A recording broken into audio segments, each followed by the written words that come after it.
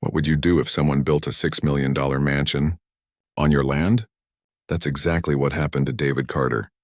The mayor of his town thought she could use her power and money to steal his property and turn it into her dream villa. But what she didn't know was that David had a plan so clever that when the truth came out, the mayor lost everything and David walked away owning it all. In a small but fast-growing town, there was a piece of land that most people never gave a second glance. To them, it was just an empty stretch, a wide-open field with tall grass swaying in the wind, an old oak tree standing proudly in the center, and a quiet little stream trickling along the back edge. It wasn't polished. It wasn't glamorous. Developers looking for quick profits dismissed it.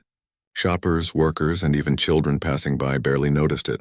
But to one man, David Carter, that land was priceless. You see, that property had been in David's family for nearly a century. His grandfather had once farmed those fields, waking up before dawn to plow the soil with his bare hands. His father had fished in that very stream, teaching David how to catch his first trout.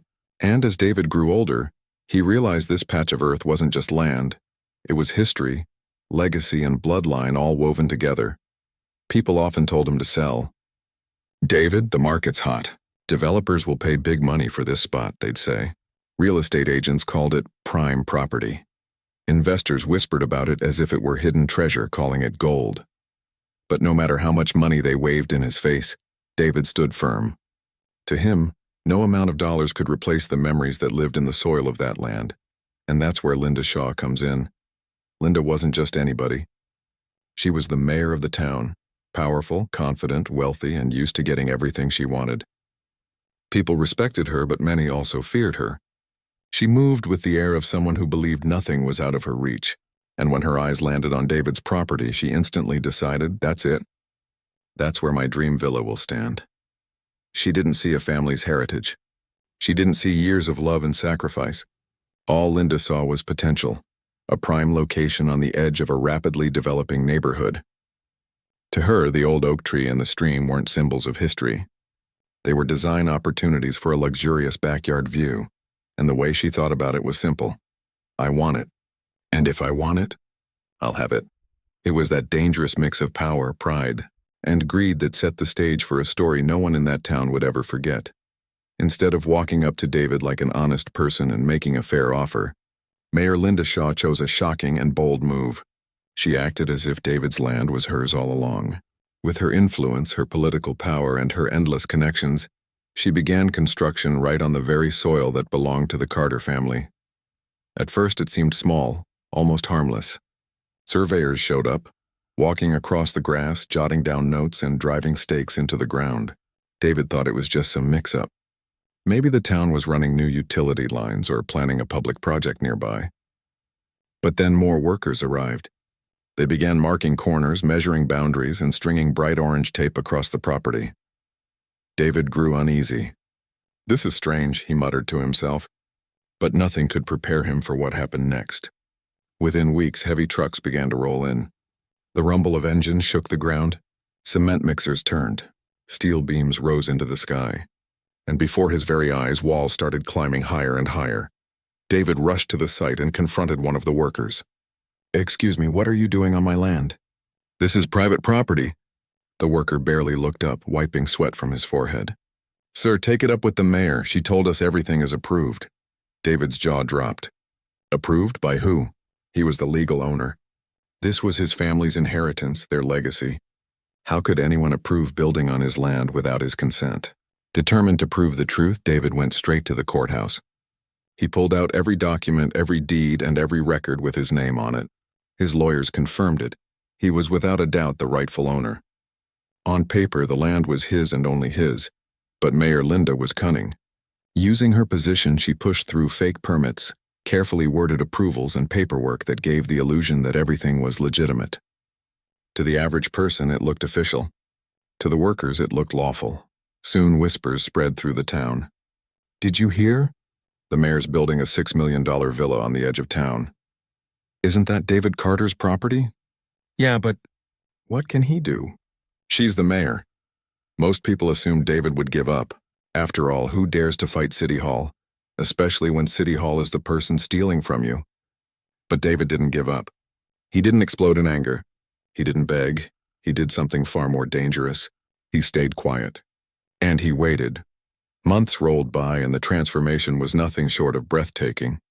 What was once a quiet, empty field with tall grass and an old oak tree now looked like something out of a luxury magazine. Rising from the soil stood an enormous villa, its white marble walls gleaming under the sun, towering glass windows stretching floor to ceiling, and a massive swimming pool that shimmered like a jewel. Even the driveway was imported stone, and word spread that the flooring inside was crafted from Italian tiles, shipped overseas at an outrageous cost. The final price tag? Over $6 million. Mayor Linda Shaw treated the construction like her own personal victory parade. Almost every weekend, she invited her friends, colleagues, and wealthy investors to the site. Together, they sipped champagne as workers hammered away in the background. She would stroll across the half-built patio, waving her hands dramatically as she painted a picture of her future life. "This villa," she boasted one evening, "will be the crown jewel of the town. Nobody has land like this, nobody has style like this. When it's done, everyone will know who sets the standard here." Her guests clapped politely, admiring the boldness, the size, and the luxury of her project. But they had no idea what was brewing behind the scenes because every time Linda bragged, David smiled. He didn't smile out of defeat or bitterness. He smiled because he knew something Linda didn't. Despite all her power, all her influence, and all her money, she had overlooked one critical detail: ownership. David never once stopped paying the property taxes on that land. He never once signed away his rights. And most importantly, tucked safely in his home, he kept every single piece of paperwork proving that the land, and everything built on it, still legally belonged to him. Neighbors often asked why he wasn't doing more. "David, aren't you angry? She's stealing from you. Why don't you stop her before it's too late?" But David's response was always calm, almost too calm. He would shake his head and say, "Why stop her? Let her finish. Sometimes the best way to win is to wait." His patience wasn't weakness. It was strategy. Because David knew that the higher Linda built her dream, the harder she would fall when the truth finally came out. At last, after nearly 12 months of non-stop work, the villa stood tall and complete. It wasn't just a house, it was a palace. The $6 million property towered over the neighborhood like a monument to luxury, with marble pillars, glittering chandeliers visible through the glass, and a pool that looked like it belonged to a 5-star resort. Mayor Linda Shaw couldn't have been prouder. She decided the moment deserved to be celebrated, not quietly but loudly, so she organized a grand opening party, inviting politicians, wealthy businessmen, local elites, and even reporters to showcase her accomplishment. That evening, the villa glowed with lights. Music played, laughter echoed, and champagne glasses clinked. Linda stood at the entrance in a sparkling gown, smiling for photos and soaking up praise. To everyone watching, it looked like she had just secured her place as the most powerful and influential figure in the entire town. But just as Linda basked in the glory, David Carter made his move. He walked through the crowd with steady steps, holding a neat folder under his arm. His expression wasn't angry or frantic. It was calm, collected, almost patient, like a man who had been waiting for this exact moment. "Excuse me, everyone," David said, his voice clear and firm. "I just want to make an announcement." The music quieted. Guests turned their heads. Linda's smile faltered. "David, what are you doing here?" she asked, her tone sharp. David opened the folder and held up a single sheet of paper for all to see. "This," he said, "is the official property deed. It proves that this land, every single inch of it, belongs to me. It always has. I never sold it. I never transferred it. And this villa you're all admiring so much, it's sitting right on my property." Gasps rippled through the crowd. Reporters surged forward, snapping photos and recording every word. Some guests murmured in shock. Others stared at Linda, waiting for her reaction, her face drained of color. "That's ridiculous," she snapped. "I had permits. David didn't let her finish. Permits mean nothing if you don't own the land. And legally, this land is mine, which means everything built on it. Every wall, every tile, every chandelier is mine too." The silence that followed was deafening. For the first time, Mayor Linda realized the empire she thought she had built wasn't hers at all. The story spread like wildfire. Within just a few days, Headlines exploded across newspapers, television broadcasts, and social media feeds. Mayor builds $6 million villa on wrong man's property. Every news outlet wanted to cover it. Talk shows debated it. Online commentators called it the biggest real estate blunder of the decade. And through it all, David Carter remained calm, the same way he had been from the very beginning. Legal experts quickly weighed in, confirming what David had known all along. Ownership is everything.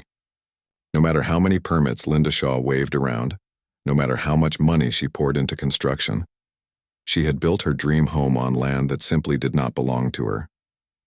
By law, everything standing on that property, every wall, every floor, every luxury finish, now belonged to David. For Linda, it was a devastating blow. She tried to fight back, calling in lawyers, insisting that her influence could still protect her, but it was useless. The evidence was undeniable. She had built an entire palace on someone else's land. In the end, she had no choice but to walk away, leaving behind her millions of dollars, her pride, and her dream home. The people of the town didn't shed a tear for her. Instead, they celebrated David. Neighbors congratulated him, cheering, "That's justice." He played it smart.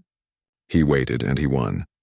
Many admired how he hadn't fought with anger or violence, but with patience, strategy, and the truth. Reporters surrounded him, microphones in hand, asking, "David, how does it feel to suddenly own a $6 million villa?" David smiled humbly and gave the same answer every time. "I never needed a mansion.